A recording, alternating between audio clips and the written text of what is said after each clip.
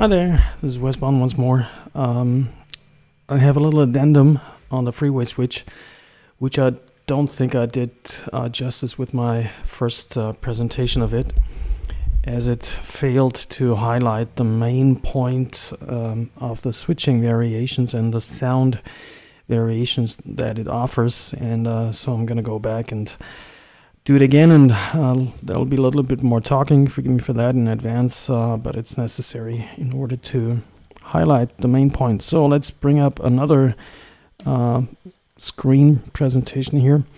This is the schematic of the switch and the actual wiring that the Guitar Tech, this is Mojo Instruments in Landsberg, had fitted in for me. And on the right you see the schematic for the switch. I mean the regular switching positions, and on the left side is the schematic for the entire internal wiring from the neck pickup to the bridge pickup to the potentiometers. There's a capacitor inside in order, it's called treble bleed.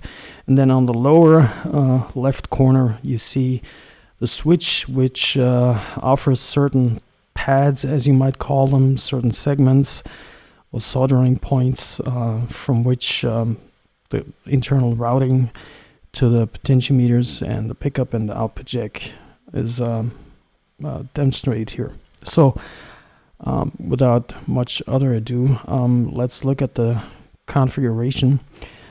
Let's focus on the switching positions on the schematic on the right side with the 6 positions from 1 through 6. On the right side you see 1, 2, 3, which is your regular humbucking sounds, like the neck pickup in series wiring. Middle pickup is both active and in series, and then of course switching position 3 is the bridge pickup in regular humbucking mode. So let's try it on for size. This is here the upper lane, as I call it. This is position 1, so let's bring it to the bridge pickup first, and all the potentiometers are fully up. So this is the bridge pickup. Of course, very bright, very trebly sounding, like you would expect. Then the middle position, that's both pickups in series wiring, and then the neck, of course.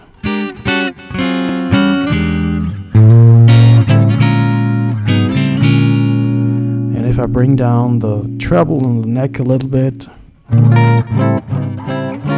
gets a lot softer already. And if I bring it all the way down, of course, all the treble goes away, but like 1, 2, 3 is good for jazz.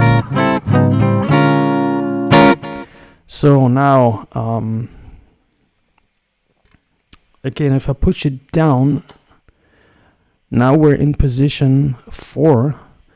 This is the neck pickup with both coils in series and an additional coil from the bridge pickup, but only a single coil.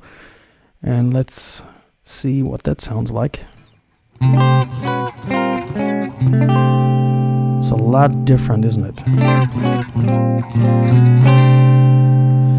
So in theory, if I dial back the volume from the bridge pickup, it should gradually bring out the neck pickup in series wiring, and actually just a little bit, just a hair already.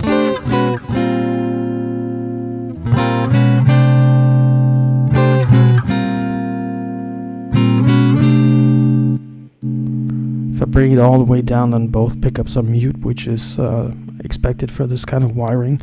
So again, both volumes for both pickups are on at 10, and we're in the neck position of the new configuration, which is position 4. So now I'm dialing back the volume for the bridge pickup.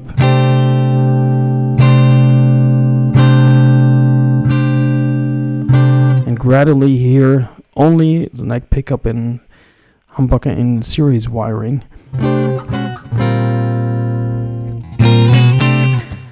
The point of this demonstration is to make it apparent how much this one added single coil informs the sound of both pickups, right?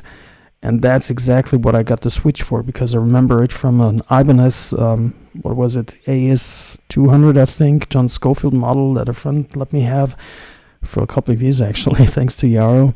And it had this tri-switch in, and it also allowed for different configurations of both pickups, and I was kind of, infatuated. I fell in love with what it sounded like for rhythm sounds, because you get more definition, you have less mid-range, and that's what you need for clean single note picking sounds. So that's what the switch does. Now let's look at the other setting. We're going back into the regular middle position with both pickups in series wiring. All potentiometers at 10. Now let's, where are we? Push it down.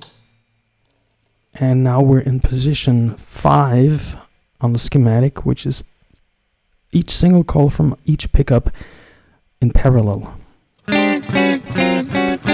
So you hear a lot less volume, of course, a lot less output, and a drop in volume, and but also more definition, more almost like a single coil sound, isn't it?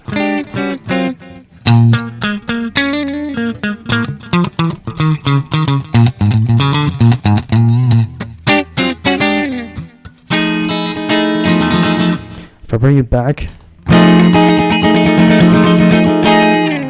you hear that typical mid-range sound, which is good for distorted sounds, but with clean it gets difficult to manage in order not to distort.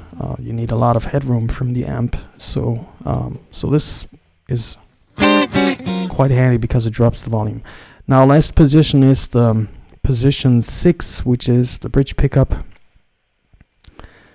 in regular wiring, but an added coil from the neck. Let's first compare it with the regular position 3. Now again, push it down. A lot thinner, crisper, less mid-range. Just that single coil from the neck pickup. It adds also a little bit more bass, I find.